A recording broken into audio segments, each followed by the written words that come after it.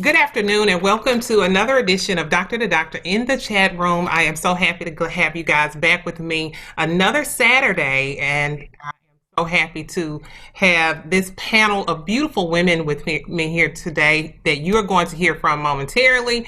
And we're going to talk about a really, really fun topic. But before we do, I want to remind you guys to stay safe and use those necessary precautions to stay safe, like wearing your mask and physically distancing yourselves and not congregating in large crowds, and make sure that you are getting tested. And if you don't know where to go to get tested, just make sure you call your local health department and they can steer you in the right direction as to where you need to go to get tested. People, the cases are rising, steadily rising. We need to be really, really careful. We want to make sure that we see each other on the other side of this. And now that we've got that out of the way, I want to just take a moment and ask each of these young ladies if they would just tell you a little bit about who they are as we move into our girl talk. We haven't done this talk in a whole year now. And it is one of the most fun shows that I do, hearing all the different perspectives about relationships. And I'm going to go ahead and just start this I'm just going to go by who I can see in the order that you are in on my screen. I'm going to start with my friend Quache Spencer. Would you please tell us a little bit about you, and then we'll move on to Lateasha, Miss Williamson, Miss Littles, Miss Boyd, and then Miss McDaniel. How about that? All right. Well, good evening. My name is Quache Spencer, and I am a director in education. I am married. I've been married for 20 years to my husband that I met at a wedding. And we have two kids, and they're a junior and a senior. So we're about to be empty nesters. So one of the questions on here was really, really timely. Yeah, Thank you for having me. absolutely. Hello, all. I am Lateasha Johnson. I work in education also. I'm a data analyst. My husband and I have been together for 22 years. We've been married for 14. We have 4 children as a part of a blended family. I'm like Quache, I saw a couple of questions. And we are also empty nesters. Our youngest is in her 3rd year of college. So we're excited. That time flew by, man. It did. Jan. Hi, I'm Jan Williamson. I also work in education. I'm a school social worker, and I'm divorced. I was married for 22 years, and I'm currently in a relationship. Okay. Miss Littles. My name is Yarkeva Littles. I also work in education, and I am single. Okay. Miss Boyd. Nikayla Boyd, and I work in community outreach. My husband and I dated from 97 on to we got married in 2006. So we've been married 14 years, and we have an 11-year-old son and a 7-year-old daughter. Okay. Miss McDaniel. Hi, my name is Janice McDaniel. I work in education. I work with students. I'm a student leadership manager. And I also have a small business that I run for little girls. I am divorced. I was married for 23 years, and but I am currently divorced, and I am seeking. Okay. So let me just say before we move forward, her business is absolutely amazing. So before we Thank you. today, we might want to just give out an email address or something. So if you have little girls or little boys, am I right? But do you just do little girls with your business? I just do girls.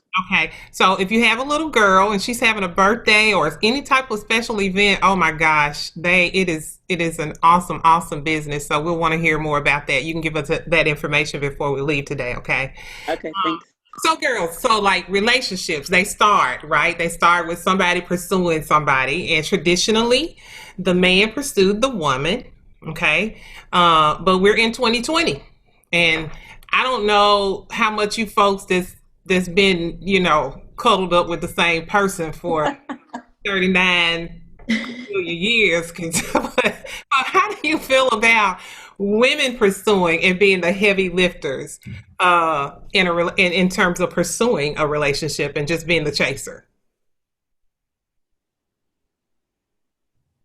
Well, I have this conversation a lot. I have a friend group, it's 6 of us. We went to college together, and I think 3 of us are married and 3 of us are not. And I have this conversation quite often because I am more traditional in that I don't have time for that. I'm not going to be chasing you. I don't feel like that's even in my DNA. However, I have been married for 20 years. I've been with the same man for 22 years. So things have changed. And my daughters, again, who are junior, I have one that's a junior and one that's a senior.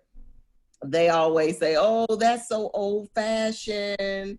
But they don't do any chasing either. So I don't really know what they're talking about. I think to each his own. I think there's a way to do anything. And I'm not a chaser, but I will not judge a chaser. You know, if you see something, you want it, go get it. I mean, that's what we teach our children all the time. If you want something, go get it. I guess in a relationship, it shouldn't be any different. That's just not who I am. Now, I've got to hear from Yarkeva. I was gonna raise my hand next. I think there's a difference in chasing and letting someone know that you're interested. I definitely will let someone know if I'm interested. Once I put the ball in your court, then it's up to you to dribble and try to get them 2 points. But I put myself out there just recently, actually, letting someone know that I was interested in them. So I don't see anything wrong with it. I think my generation's come up with this term of shoot your shot. Mm-hmm. And so a lot of that happens both ways. So what does making yourself or letting them know you're interested look what does it look like? In today's social media age, it might be inboxing someone, or especially with the pandemic, I don't really go out anywhere. So I don't get to meet anyone in person or in public. Or on Instagram, they call it sliding in your DM. So just letting someone know that way that you're interested. Janice, tell me, you're seeking what do you Oh, wow. Girl, let me tell you, it's interesting out here. Being over 50, being out of the game for a while, and then trying to get back in the game, and just understanding the different nuances that they have now. Because I'm like, I don't have time to play a lot of games. I don't have time to figure out if I'm the one, and all that. So I find myself, like, I went out with this person a couple of times in the last few weeks or so. So my thing is, so do I wait? And I was having this conversation with some of my friends, my lady friends, and I said, why does it seem like we have to wait for them to choose us? Like women we have to wait to see if we're going to be chosen, or they get to decide if we're going to be in a relationship, or how far the relationship goes, or how soon we're going to be in the relationships. And I just feel like sometimes, like now, I feel like my hands are tied. Like, if I do something, am I going to be considered too forward, or too pushy or desperate? And when I'm like, no, like, why we got to play all these games? I mean, we're over 50. Why are we trying to figure out if you're going to be the one or whatever? Why can't we just say we're going to date exclusively and see how this goes? But no, they want to date you, and they want to go out with somebody else. And so it's very difficult for me right now. And I did something I never thought I would do after I became single. It's like go on a dating network, and I said I'd never do that. And the first time I did, I met some horrendous. When I say horrendous, I mean, like, some people, I'm literally sitting at table with them for lunch, and I'm like, and they're like, what are you doing? And I'm like, taking your number out of my phone. So, and then you have some that play games. and they pretend to be something that they're not, and they lie. But what I found out was that I was meeting people, because outside of that, I wasn't meeting anybody. And I think it's because men assume if you carry yourself in a certain way that you're off limits, High maintenance. Yes, or you high maintenance, or you're somebody that's, oh, I'm not gonna even try with you because I know it's not gonna work. Or like one guy said, why do you always look so serious? I was like, I'm not look. If you only knew how silly I was, So it's a combination of all of those things that it's very difficult. Like you don't know where to go, because I come from a very traditional upbringing, but at the same time, this is 2020. And I know that I got to change the way that I see things, but I'm also an alpha female. So I have a very strong personality. So I know that sometimes that can push men away or make them feel like they can't approach me in some way. So it's very difficult. I never thought that I would be in this situation. Yeah. I don't think having a strong personality is like a reason that you couldn't meet, the right guy. It's just about meeting the right guy, So Lateasha or Nikayla or Jan, like if y'all had a little sister and she was saying, "Oh, I found this guy I'm interested in, and like I'm gonna give him a call. I'm gonna track him down." Would y'all think that was okay? I was okay till you said track him down. I don't know what that means. You can call him, Okay. but I think that's okay. But I'm a little traditional too. Like I'm okay with you calling, but chasing, hunting down. If I got to do all that, or you got to do all that, Yeah. Yes. I don't like that. I agree. And it kind of goes back to what Miss Littles was saying. I might reach out to you in the beginning, or I would tell her, look, if you're going to reach out, but do not look desperate. Or as they say, thirsty. Reach out and let them know you're interested and keep it moving. That would be my advice. But I don't see anything wrong with pursuing. Okay. Cool. Jan?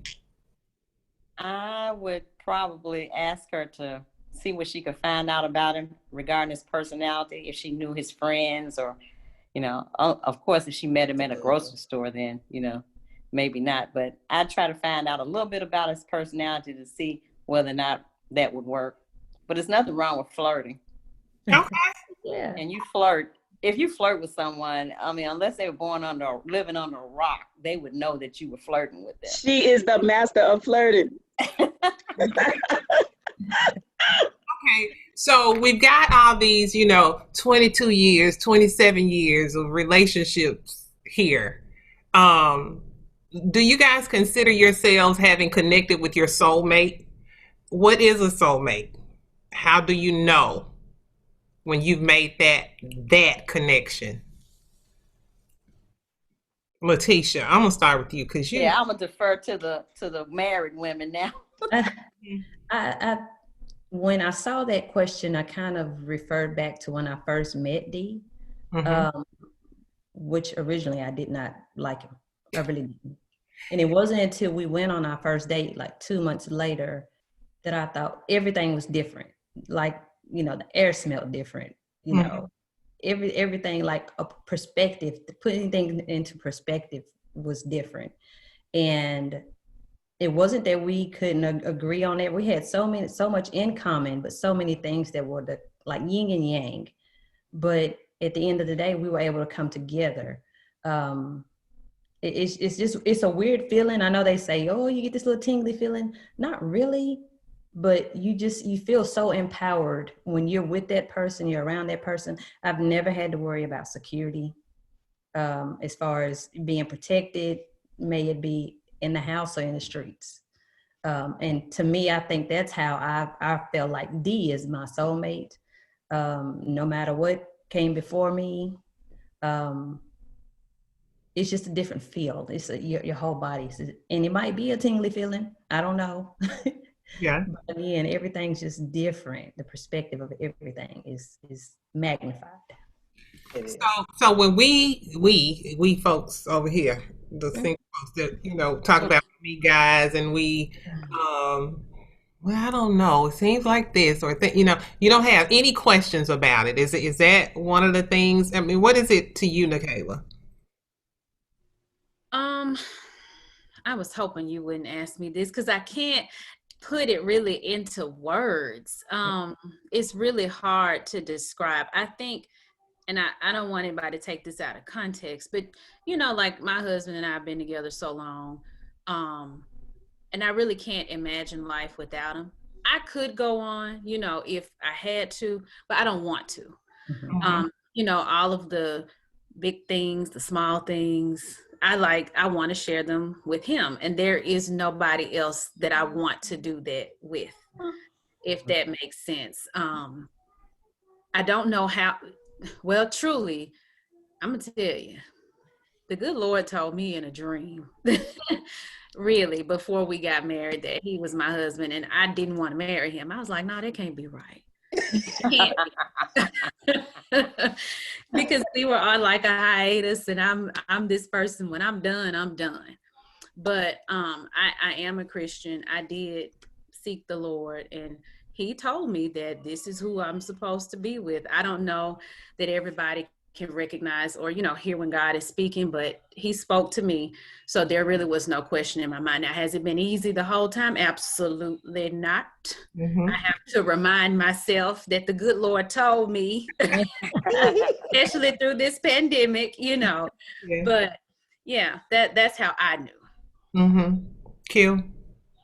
I agree with both of those ladies, but I will say when I met my husband, I did not think he was the one either. I was like Lateasha. It wasn't until, again, I met him at a wedding. I was kind of like, I'm done dating for a while. I'm finding me. And he walked up to me and he said, yeah, I told my dad about you yesterday after we met at the rehearsal. And I thought, who is this stalker? Like, I don't go on. And he said, I was like, you just met me. What exactly could you have told your dad about me? And he said, I told my dad I met my wife today. I was like, boy, don't use words like that. Like that, you really don't need to do that. So he was like, oh, no, I don't say anything I don't mean. And we, I kept resisting. About a month later, because he lived out of town, we decided I was gonna come to South Carolina to see him for our first real date, because we had been talking over the phone for about a month. And when I got there, it's like he could finish my sentences. We talked about everything, anything. It was one of the first times I really felt like I'm not having a conversation to try to figure it out or anything like that. It was very natural, very organic. I didn't feel like I was pretending. I immediately let my guard down. It felt like I was talking to a good friend that, that I just picked up a conversation and just never stopped talking to him. And that is a different feeling. Like, I knew when I came back from that weekend that I had met my husband too. And it's kind of been that way. And again, like Ms. Boyd said, it has not been easy the entire time. It really hasn't. But you always find that common ground to come back to. You always find that, yeah, I'm mad at him. I'm not speaking to him today. But in the back of your mind, it's like, was it really that bad? Like, can we talk through this? And compromise is the biggest thing ever. When you have somebody who can compromise, who can meet you halfway on a situation where we just aren't seeing eye to eye, then for me, it was, this is it. And I really, really, I feel blessed because I've never doubted whether I married the right person or whether this guy is the one for me. Yeah, that's awesome. Before we move forward, anybody else that hasn't, that's not married or whatever, have an idea of what you feel the soulmate connection is like. I was going to comment on that because I think sometimes people use that word so lightly. Mhm. And they think like, oh, because I'm connected, we have the same values or likes, then we're connected soul. But when I think about soul, then I think that there's a connection that spiritual, that's beyond I like you and we like to do the same things. It's like when she said they complete each other's sentences and she just knew. And sometimes people make a fun of when she said, we have this tingling feeling or whatever. But like you have like your gut, and sometimes you just have to trust your gut. And I think a lot of times people say, I met my soulmate. Like, no, you met somebody that liked the same things that you like. Girl, he ain't your soulmate. Like he mating with somebody else right now. So Tori Roberts wrote a book about relationships, and he mentioned that people have to make the distinction between chemistry and connection. right. One of them is just liking having commonalities, and the other one is their real connection. So I agree. Yeah. So we're going to talk about submission. It's always been considered a really bad word for the most part. I won't say always, but for the most part, it's been considered a bad word. Let's talk about that when we come back from break. We'll be right back on 94.7 FM. And we are back on 94.7 FM. We're having some girl talk and we're talking about relationships. When we left, I had mentioned the word submission, and I'm very interested in knowing how you guys feel about it that have been in these real long-term relationships, and the other end of the spectrum when you talk about, because I'm with Janice, like I have a strong personality. And I think guys may sometimes just automatically back away thinking, oh, well, she could never, you know, be open to submission. But in my mind, I'm thinking submission would be great if I met a guy that I said I want to just submit to. God wasn't talking about Yes. knuckleheads when he said that. If I meet that guy, yeah. So what do y'all think about it? Any Well, I'm glad you said what you just said, Rhonda, because I don't mind submitting to my husband because I'm like Lateasha. I feel protected. Mhm. I'm okay with that. If you're a grown man that's handling your business, I don't have a problem saying, babe, what do you think? But I also think that it comes with a sense of respect. Like when we got married, my pastor said, God didn't take a bone from Adam's back because he didn't want your wife to walk Right. behind you. Mhm. He took a rib from his side because he wants your wife to be beside you. I think it's okay to be a helpmate and to also be in submission when you know your voice is being heard. You don't make all the decisions in the house and then come and say, oh, I did this, I hope you're okay with it. It's still going to be a conversation. And then as the head of the household, I allow him to do that. As long as you are hearing me and we can meet halfway on things, there is nothing wrong with that. I think that the way that the word is used so much, that it is considered a bad word, but not for me. I mean, if you have a true head of household who's going to do things the right way and still consider and respect you, it's not a bad word, not for me. Mhm. It's interesting that you said allow, because that's really what you do. You allow someone to lead you. If you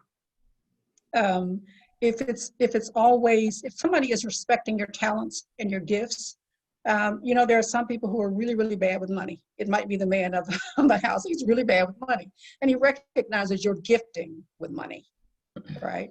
So he allows you to manage the budget because he understands that that is your gift and it's not his. It's easy to submit to someone like that. I'm a single person, and I would say that it's easy to submit to someone who respects your gifts and your talents, and you respect theirs as well. Mhm. That was well said. Yeah. Yeah. I want to say, I'm single. Sorry, I joined late. I was in clinic, but I want, and then I am 25. So I think for my generation, being submissive, they take it as being a bad word. Whereas like I grew up when that was okay. Like my mom and dad, they submit to each other. So I kind of know, I know what that is. But my generation, I think we have like a pride issue and we have a problem with communication. So I don't think we truly know what it means to do that. So we think it as like when she said allow, people in our generation would probably say, well, I don't think you should allow me to do anything. Like they would take it in a negative way, whereas it's just like she said, I will allow you to budget since you're better at it. We don't just communicate or put two and two together. So I think that's what our generation lacks. So we said it's bad, but I think me personally, I think submitting to someone is good because it means that you're like equally yoked. Like we see each other's viewpoints and we're able to move forward and communicate as adults. That's what I would think for our generation. Okay. Rhonda, may I ask Noelle, do you think in your generation it's that the lack of communication has something to do with the way your generation communicates? I know with my daughters, it's, you know, Instagram, it's Snapchat, it's not really picking up the phone and talking to someone. Do you think that has something to do with it? Yes, I think we've gotten past like I think we've all just been comfortable with using like Instagram DMs or like dating apps. I think we've all got comfortable in that we've kind of lost our own self-respect. So we've kind of lost the part of actually dating someone and courting people. So I think that, and then the communication just lacks, like it's just gone because people are always just assuming the worst or like you're probably DMing other people. So I think the communication is very, very, very lacked in this generation. Agreed. I think Go ahead. I think sometimes as African American women that we when we hear that word, because we've had to step up in so many roles, Yeah. that when we hear that word, I think a lot of us, you know, see it as negative connotation. Like I'm not submitting to nobody, you know, that kind of thing, because we feel like we've been walked on and put aside for so many reasons. And now it's just like, no, I'm not doing that. But at the stage that I'm in my life right now, I'm like, please come take over. Please, somebody else say, you know what, baby, I got this. You don't have to do it. But I grew up in a house where my dad died at a very young age. And not very young, but he died at 50. To us, that's young. When he died. And so when he died, he and my mom we have lots of brothers and sisters, you know. But when he died, like all the girls were left at home. All my brothers were older, and my older sisters, they were old. But so we had to step up, and we had to take on these very masculine roles, you know. And so I think sometimes when in doing that, we grow up and we think, well, I don't need this. I don't need a man for this. I got this, and I'm not gonna have to, you know, I don't need to have to wait on a man to do this for me and whatever. I got it. But I'm telling you, as the older you get, girl, that gets old soon, quick. Like you want somebody, yeah, I know that I'm capable of doing it, but I want somebody to say, you know what, baby, I got it. Don't worry about it. I got this, you know, and you feel that security that the women talk about, that I don't have to worry about my safety, you know, because I got somebody that got me. And if you got me, it ain't nothing I wouldn't do for you. Yeah. But when you don't have me, it ain't nothing I wouldn't do to you. So, you know, it's like you don't mind relinquishing the control. You just want to make sure you are giving it up to someone that does have you. That deserve to have that role, because you cannot give that role up to any Joe. You know, you can't Jody. You need to earn that role. You need to earn that title, that I will submit to you. I will submit to you if you earn that title. Absolutely. And I will say, back to what Janice said in her opening comment, I didn't submit finances to my husband. I think we were on year 3. And I was like, no, my check is my check. No, you don't get to tell me what to do with my money. Y'all, before every payday, I would be completely broke. To get money from him. And he was like, babe, all you have to do, if we put the finances together, I'm telling you, you'll have more money. No, you're trying to control my purse. 3 years we went through that. Y'all, I couldn't get a savings together or anything. I finally said, fine, you're good at it. I'm gonna let you do this, because he's incredibly good at finances. Mm-hmm. Well, you know what I think. Oh, I'm sorry. Go ahead. No. And after that, it just became easier and easier. When you find something that they're good at, you go with. Mm-hmm. Go ahead, Jane. Well, and it really just depends on the age when you're talking about getting married. If you get married, a 20-year-old getting married is different from me, who's almost 60. And if I were to remarry, because I'm a homeowner, I've been in my, employed long. So I would be bringing material things to the table, at least, whereas two 20-somethings would probably be accumulating together. So you may, the submission piece, you just really have to put it in perspective and look at it, contextually. Now that's a really good point. And I think it goes back to, it's not about relinquishing the control as much as it is about being able to trust and know that you're not being so risky with who you relinquish it to, So that's a really good segue with the Noelle mentioned, being equally yoked. Break that down to me, ladies. What is it to be equally yoked? As whether it's the persons that are seeking a relationship at this point or that have been in relationships for a while. When you think about what that looks like, what does it mean to you? Nikayla, expression on your face. Well, I kind of actually linked that to submission. For me, we both have to submit to God.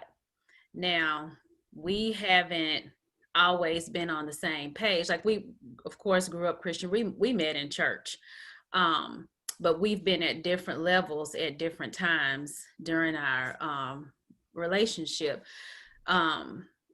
So really though, if spiritually, if he didn't have any, like I can't imagine marrying someone from a different religion or who was not religious. So we would have to, for me, it's more of a spiritual thing. And then once we're both connected and submitted to God, everything else kind of falls into place. So that's kind of how I view it. Now, again, we haven't both been on the same accord the entire time. Like, there are times when he'll fall short or I'll fall short, and we can kind of lean on each other to get back to where we were. But for me, the man has got to have something, some sort of spiritual connection, or else it just wouldn't work. Okay, Jane, I'm sorry I cut you off. I don't know what I was going to say. Yeah, so, do you just see equally yoked from a spiritual perspective, or are there other things that you guys deem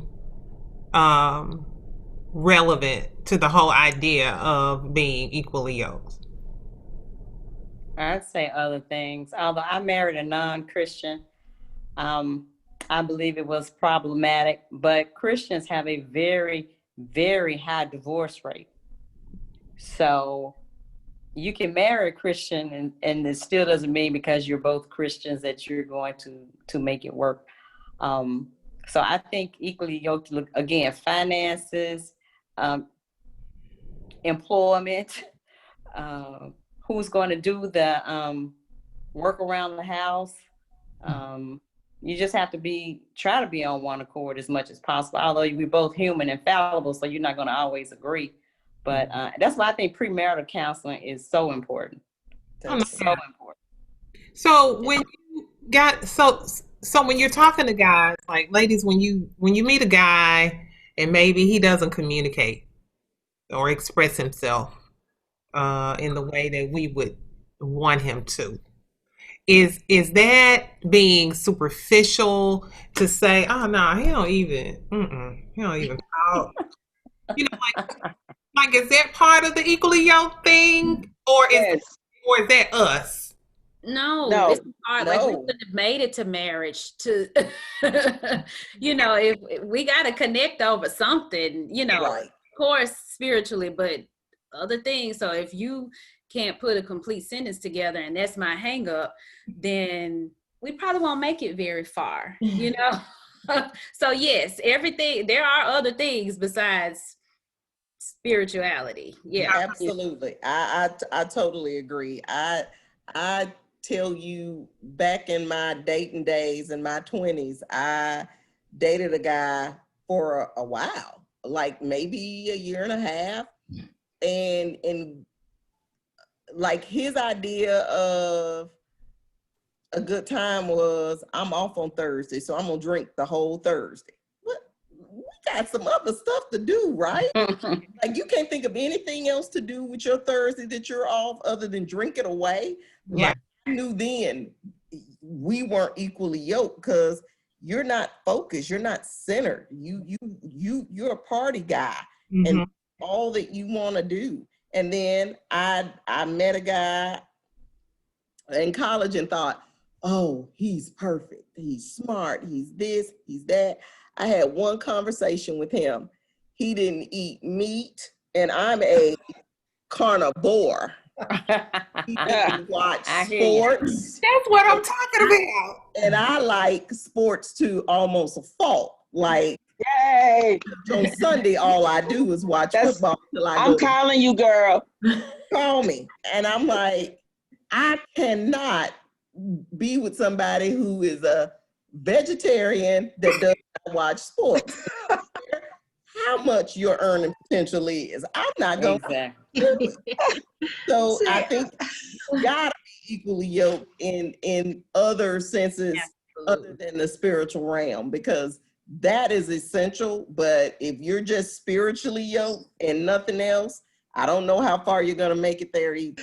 But a lot of the things that you guys are talking about, I'm telling you, and talking to people that are single, they'll say that's so superficial. I agree with you guys, but I'm just telling how people think. Like they think you're being superficial because, I don't. Yeah, I think I heard somebody, Jen mentioned like being employed. Yeah, and probably just a little bit more than just being employed for me. Yeah. maybe a bit more. Gainfully. You know what? Gainfully. But at least you want a brother to be working. Look, at our age with a 401k. When we say benefits, we're coming from a financial standpoint. What you said. Some benefits. But I think it changes over time as I have, in my 20s, I thought it was one thing, right? Right. In my 30s, I thought it was another. Mhm. Past 50, I think it's something else. You're talking about gainfully employed, 401ks and all of that. You start to think about it differently, right? Then it might have been, oh, did you see the car he was driving? He's cute, right? That was equally yoked way back when. Mhm. Not so much today. I mean, it can't be a hoopty, but you do want to make sure that the person wanted it. It can't be all that. But there are other things that play into it today than it did when I was 20. Mhm. It changes over time. Absolutely. Yeah, Jan mentioned that the divorce rate is pretty high amongst Christians. And Including pastors. yeah. And there's also statistics that show that people that have been married for many years, 30 years and more, the great divorce, these folks are suddenly deciding to part ways. Like, so what do you think is going on there? Are people finding that all of these things that we've been talking about suddenly, oh, well, we didn't have all that, and now the children are gone, and or we made this arrangement. Like, what in the world makes you invest 30 years of your life into something and then just say, I'm done? I think I, people change. Go ahead. Are you sure? I think people change. I think that some people, I mean, mental illness occurs and you can't stay. Affairs, and some people can't tolerate that.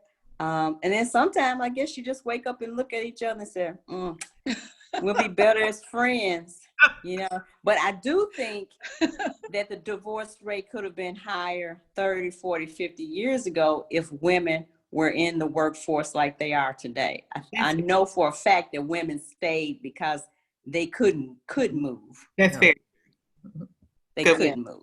Mm-hmm. Noelle, yeah, something? I remember my mom saying to me, I stayed because of you guys. You don't have to do that. Mm. Yeah, You I don't was have gonna add on to that. Like, I think like my mom and dad, they're still together, but it was a point in time where they did think about divorce, and they've been married for 28 years. And there was a time when they did think about divorce. And I think that when I talked to my mom, when I started to realize when I was in college and she would actually sit and have conversations with me, she always said, I stayed because of you and your sister. But she always said, like, now you're grown, so I can leave. But like, I only did this because of you guys. And I just think like, I think they were in love with each other when they met, but my mom was also young. So I don't think she fully also knew who she was. And so I think she just like valued everything that he told her, and that's what made her stay. And so then I started thinking like once we got older, she kind of started to know her self-worth, and she didn't want us to kind of look up to that. So I think that's when she started to realize like divorce is an option for me. Like I don't have to stay with somebody that makes me feel this way. But they've gotten better. Like they've done the counseling things, so they have gotten better. But I wish they would have done that in the beginning, so it wouldn't have been so rough for them. But they are better now. But I think that could be why people are getting divorced so much, because maybe they don't fully know who they are. Maybe they get married at a younger age, and they kind of fall out of love with each other. Yeah. And one of my friends and I was having this conversation because I was reading over the questions tonight, and I said, you know, I think sometimes people grow apart, or as one person can continue to grow and the other one kind of stays kind of fixated at that age. Mm-hmm. And I just think that sometimes, you know, you're married and you go through different things. And then sometimes when a kid is added, when you start to have children, like our roles as females change. And I think sometimes men have a hard time adjusting to that role. Mm-hmm. Because now I'm a mom, and now I can't mother you. I have a child that I have to mother, and you looking for me. Like when we were together, like I did things for you, but now I have another priority, Mm-hmm. and I can still adjust. And what men don't understand is that women, we can adjust, we can multitask like nobody else. But then they start to feel like, oh, well, now that you have this child, you don't have time for me. Or well, you don't have that energy you used to have, you know, for as far as intimacy or sex or whatever. No, I don't have the energy because I'm tired. I'm trying to raise a kid. But if you would assist me in raising this kid, I got all the time for you, boo. But right now, I can't be your mama and his mama. Oh, Lord of mercy. What she I'm said. sorry. Yeah, I love it. And Q said what she said. So What she said. So before we go to break and come back for our last segment, I think this is a good time to ask the question. Would you say that there are more people in relationships that are just tolerating each other for varied reasons than there are people that are genuinely in it to win it, loving each other, loving life together? I mean, being on social media, I love to see couples seemingly enjoying each other, doing, if they have children, and doing family things. But let's just be honest, people can be anything they want to be, Exactly. Social media. right? You could be you could be great in social media. what is really going on behind the curtains is what I'm talking about. Because, if you're in the single arena and you're meeting guys, you meet guys that are in relationships and pursuing women. You meet women in relationships pursuing men because they're saying they're so unhappy, in their situations. Like, so what do you think it is? Is it more of love and life, or is it more of tolerance? Yeah, I'm seeing a lot of tolerance and a lot of business arrangements and staying in it for the kids. But we've agreed, I'm gonna do my thing and you do your thing. I'm not seeing as much love as I would like to, unfortunately. Um, and like I said, I think it's got a lot to do with business and keeping a name, putting this on for the outsiders to see. They don't really know what's going on, so let's just put on this facade. And I mean, I know several people doing that this very moment. Like, you will look on social media and they might be in Cancun, but when they get there, they're gone. They're not together. So unfortunately, like I said, I don't know very many who are in love. Yeah. And it's not inspiring. It's sad, and it also makes me wonder, what does that mean for the people that are single and are seeking, right? You know, um, to want to have to make a decision whether you want to be, if you can find someone that is emotionally free and physically and legally free to be in a relationship, right? Or if you got it, well, okay, this is what it is. These are the circumstances, right? I just wonder, what does it do?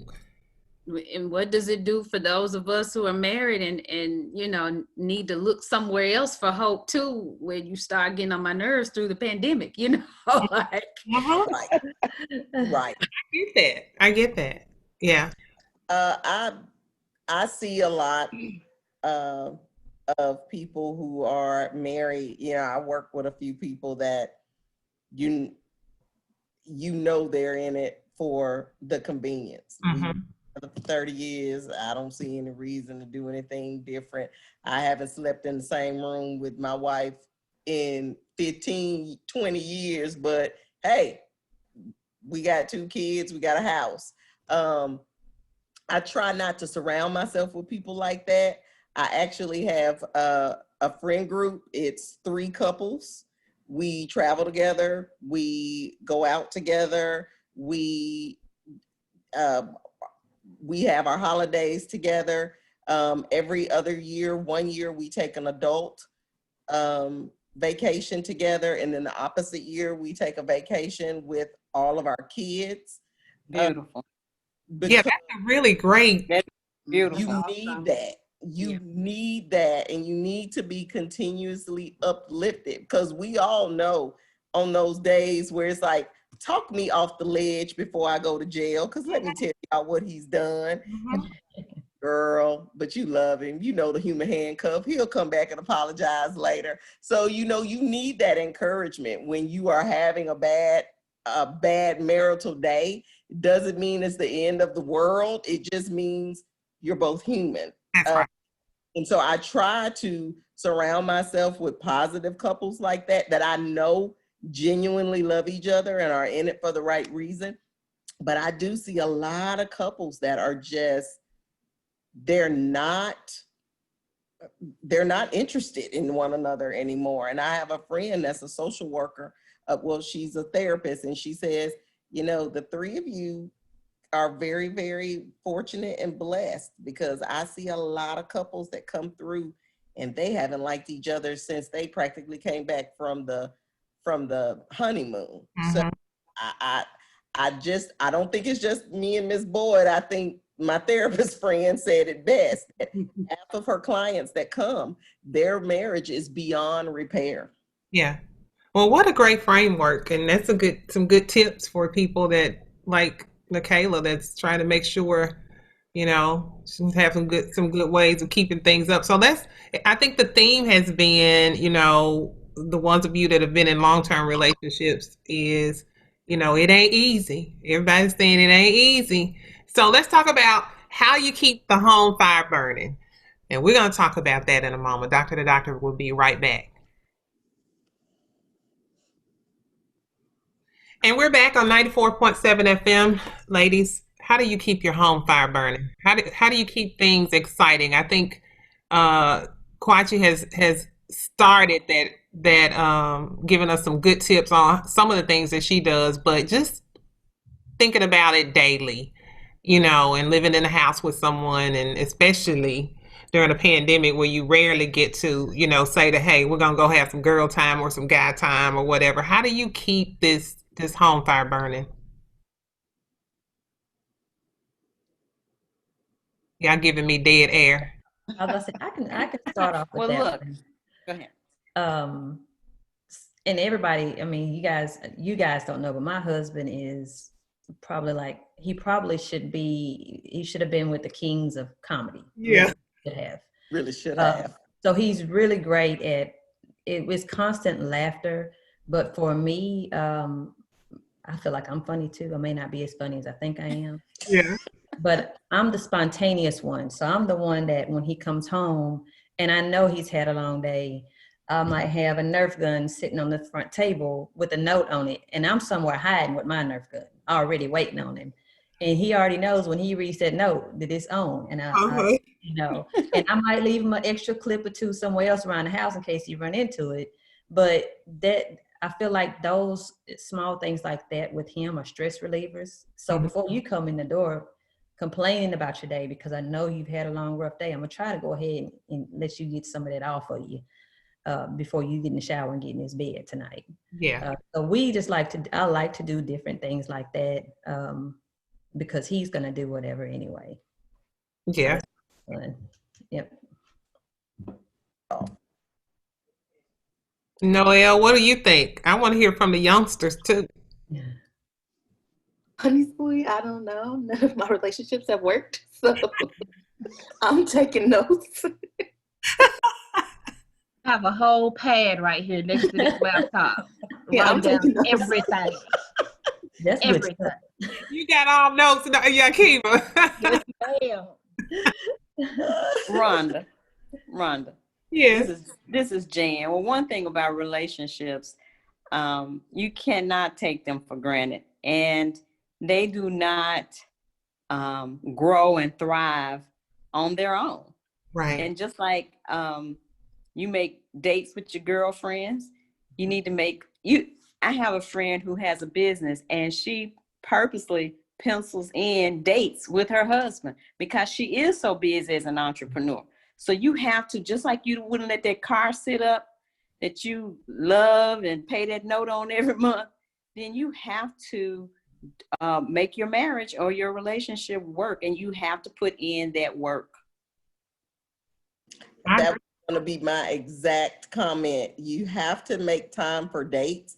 You can't just wait until that every other year vacation. You got to date on a regular basis. It's a lot harder when you have children and they're smaller and they can't keep themselves. So you have to make a conscious effort to get a babysitter, to make this time special. But, now that our girls are older, it's easy to get the spontaneity back to say, me and your dad, we're going to watch basketball down here at the sports bar. We'll be back. Or to date on a Monday. You may be the worst Monday you've had, but you can break away on a weekday. That is a solid way to show some valuable time to your spouse, and not just wait till the weekend and say, babe, you were so important. I felt like we needed to see each other on a Monday without these girls. It really helps. Wow. And for us, we actually have done counseling. We did premarital, and then we've done some maybe in the past year or two, because we were trying to make sure we didn't get in a spot that we couldn't get out of. So we actually learned each other's love languages. Yeah. We are total opposites. Affirmations.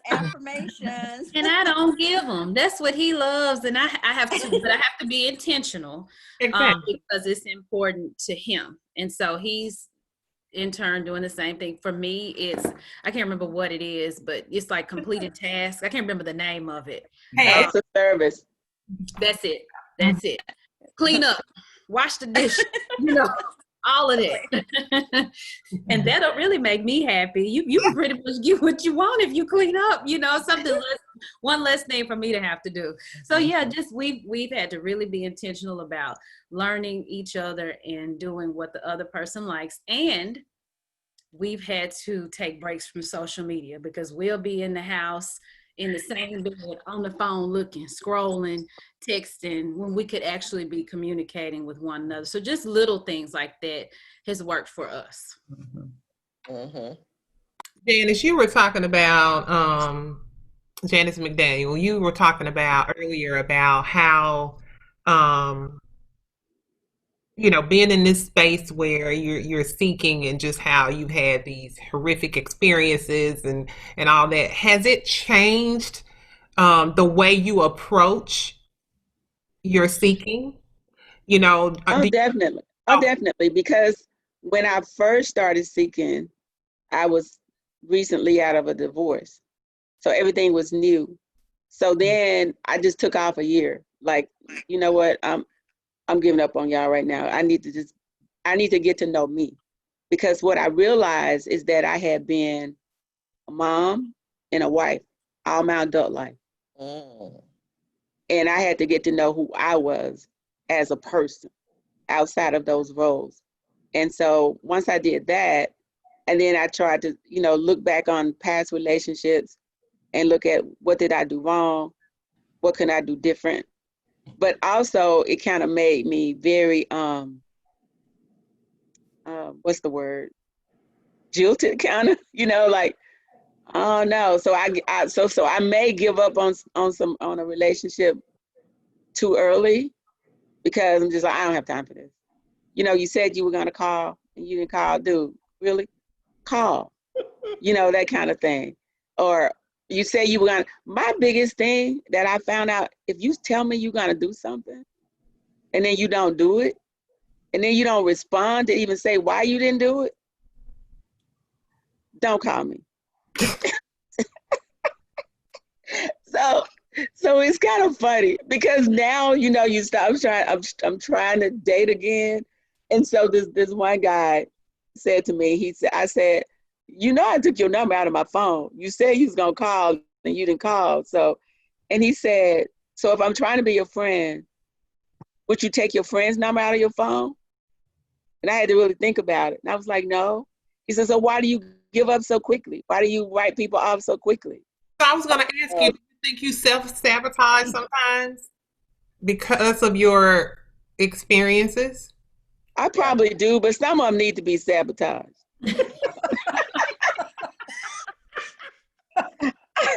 I'm Lateasha's husband. I try to. No, serious. I think it's a defense mechanism. When I really think about it, I think it's a defense mechanism. Like, you know what? I'm not going to get hurt this time. So before I get hurt, I'm going to get out of this. And I recognize that's what I was doing, that I would get out before you have the opportunity to hurt me. So I'm just going to walk away from this. I don't know what it's going to be. If it was meant to be something, then maybe it'll come back. But if it doesn't, then I'm good with that. But what I won't be is hurt again. Janis B, how has being single been for you in terms of the search, or are you even seeking at this point? I'm a slow walker, as my sisters would say. I'm never in a hurry. I meet people. It is what it is. I'm never in a hurry to fall in love or to be in a relationship. I am seeking friendships first. So I'm not so much worried about being, forgive the voice, about being hurt or jilted. I just take it very slow. If it works, good. If not, okay. You should do wonderful. Guys would like you. Just I know, right? I am in a relationship. I'm not married, but I am in a relationship. But Okay. I've never been, it's just never been real fast for me. It's always been a really, really slow walk into Yeah, I'm relationship. so just the opposite. Can I piggyback off Miss Janis B? I think for me and Noelle's generation, I know like for my college friends, it's like every other week someone was engaged. And so it was like who can get to the altar first? Mm. And you know, I had to tell one friend, I was like, y'all are more worried about planning your wedding Mm-hmm. than you are And your about your actual marriage. Right. You know, well, and so you know, she stayed in a marriage for 3 years because they had this glamorous wedding and everyone was able to see it and so many people were, you know, attended. And she said, oh, but my parents paid so much money. Girl, pay them back over time. Leave them if you're unhappy. You know, so I think for my generation, we're still stuck on I want to have this by this age. And I want to do this and I want to do that. Because we look at other people and what they have, the quote unquote hashtag couples goals, I think is what it is. You know, they look at other people. I think we talked about it earlier, how we don't know exactly what's going on behind the curtain, but we see what's in front of us and we think it's golden and we want that, not knowing that it's really trash behind the curtain. Yeah. Mm-hmm. So I will tell you, I married very, very early. When my parents would tell, but after that, this was my savior actually. After that, I was just never in a hurry again, right? But my parents were like, no, so they went along with it. But when I got out of that, I was never in a hurry to be in a relationship again. It was my savior, actually. Yeah. I think we gotta take time for ourselves and stop putting these timelines on ourselves. Right. I remember thinking by the time I'm 25, I'll be married, I'll have my first kid when I'm 27, and then I'll do this and I'll do that. And you have this checklist. I'm glad that I didn't follow that checklist and that I listened to my inner self. Mm-hmm. You know, because when I think about the person I would have married when I was 25, I'd have been divorced for sure. I didn't get married until the March before my 30th birthday. Mm-hmm. I think that was God sent. I think God knew that I was not ready at 25.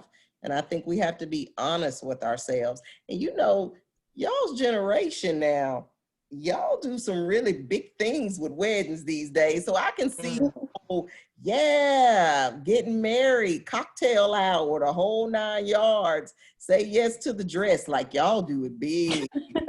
Yeah. I think our generation, like when she said this, we try to compete with each other. Like I see that. first, and then I think we also do it for Instagram for show, so other people can see.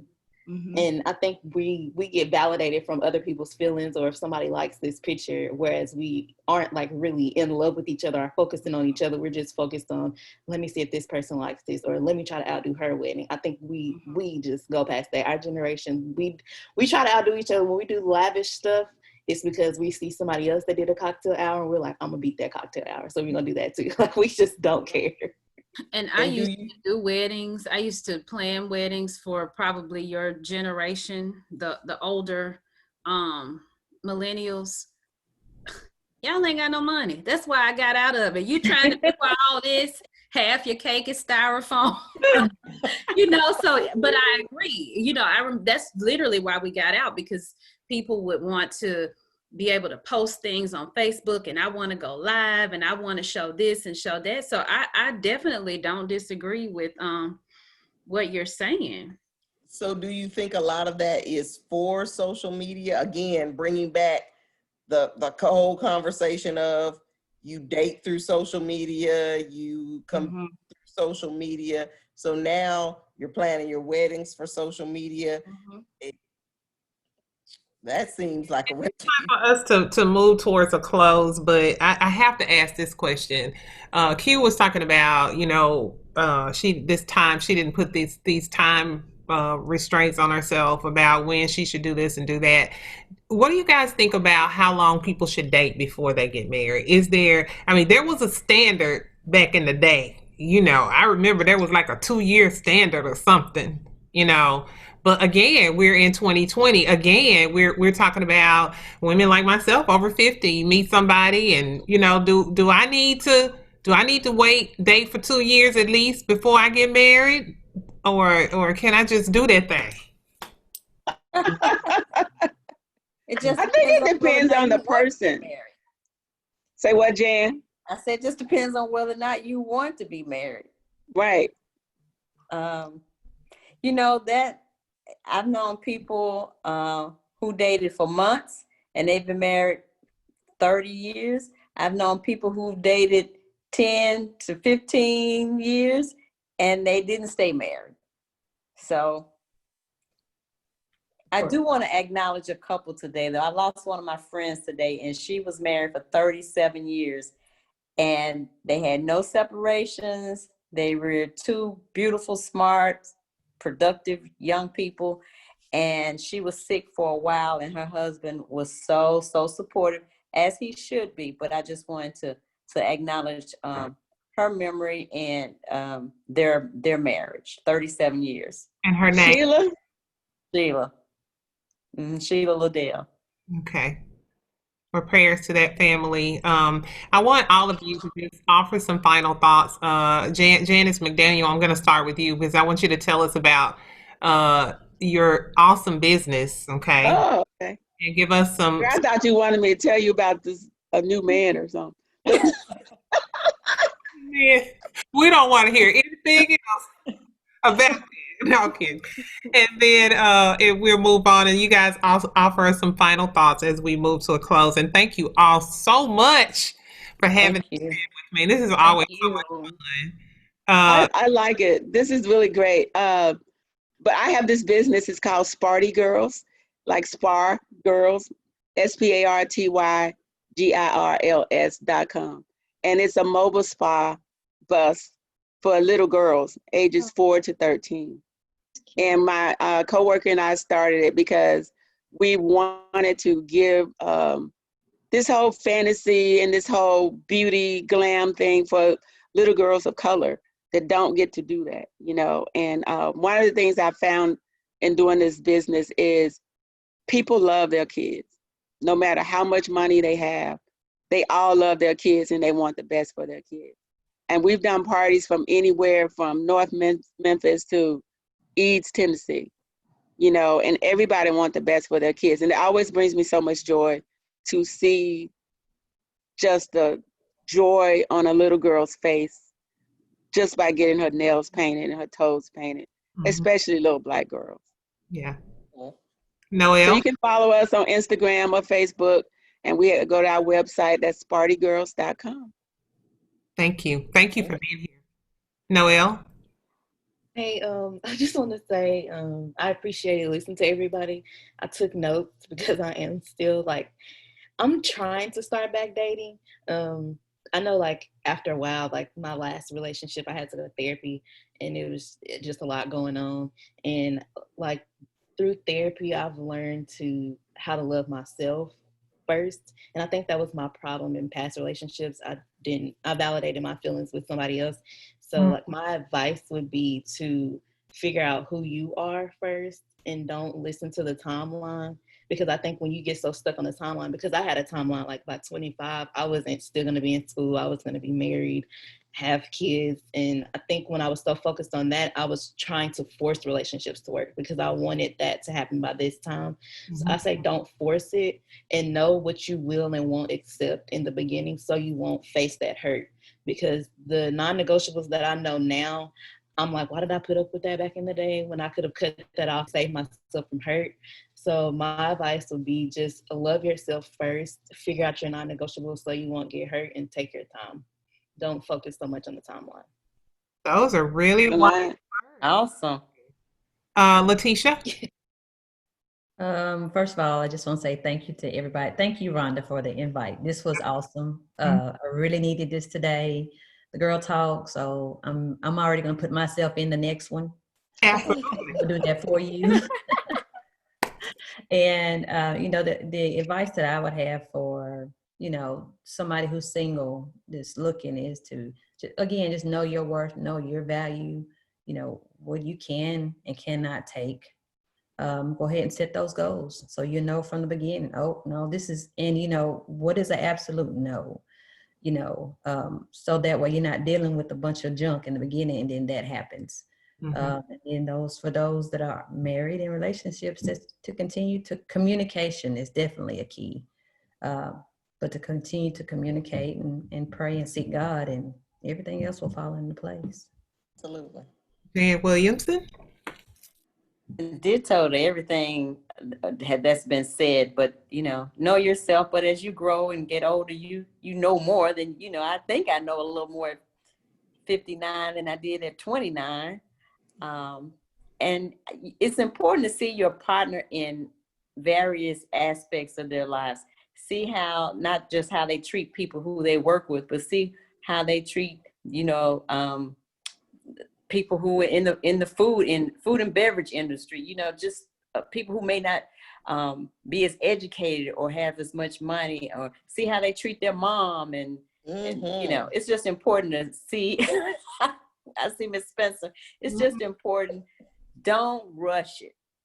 Don't rush it. That's what I say. But marriage is great.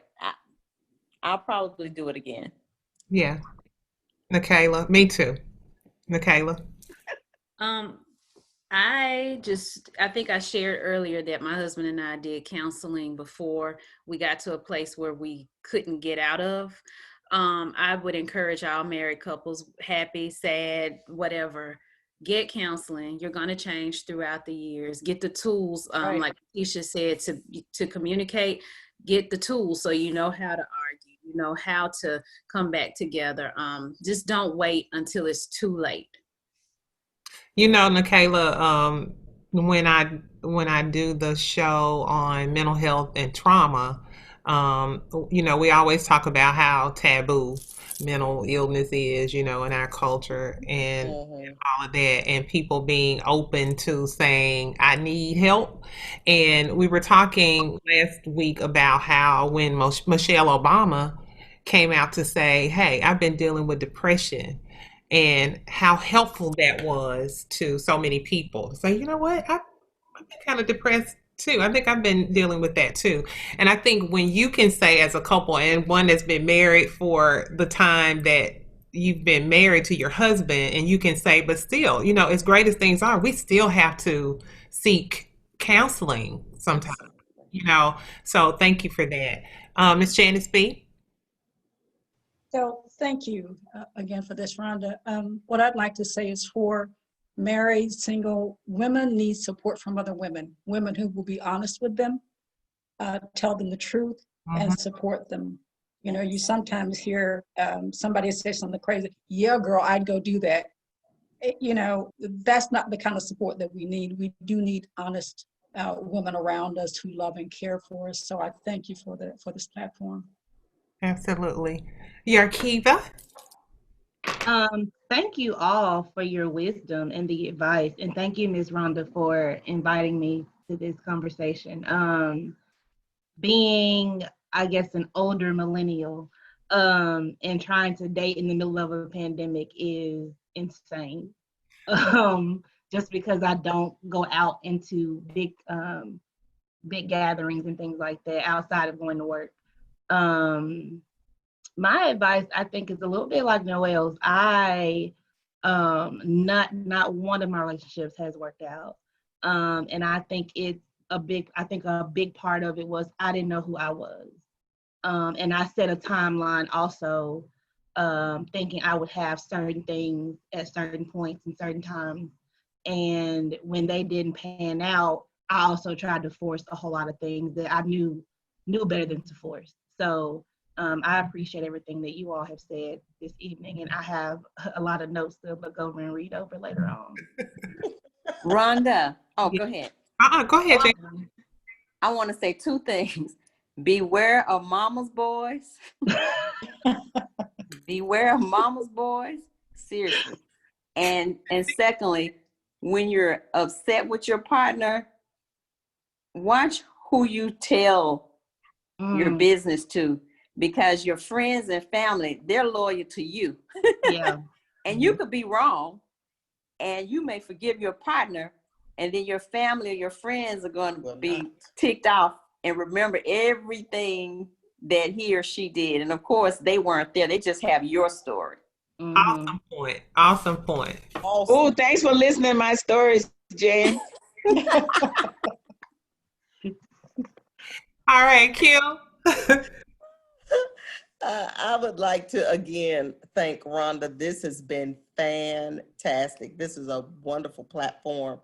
And it was a pleasure being on here with such beautiful, talented, kind women who, you know what you're doing. You do know what you're doing, including you, Yarkeva, and Noelle.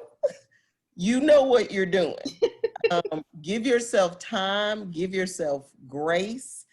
And with that being said, give grace to the men that we date. Don't always put them in a box. Yeah, right. With your ex, the last dude. If nothing else, learn from that. I remember thinking after the dude who drank on Thursday, I don't want a liar. I want somebody who's gonna be honest with me. Then the guy dated, he was too honest. I was like, okay, Lord, let me be more specific. I want him to be honest and be caring, So you have to be honest with yourself and extend yourself some grace and just be patient. He knows what his plan is for you. You just have to know that God has you and he knows what his plan is for you. Amen. Thank you. Thank all of you. And I just, this is one of those times where I want to pat my own self on the back for this panel. Like, this is really an awesome panel. Thank you, thank you, thank you. And I just want to do, just an extra shout to, I call them the youngsters. I mean, because Yes. Wow, you guys, I really love your perspectives, and I am looking forward to all of you coming back again. And I thank the audience for being here. And I know you have some great takeaways because we were all taking notes. And we will see you next Saturday at the same time on the Gospel Giant, 94.7 FM. Thank you.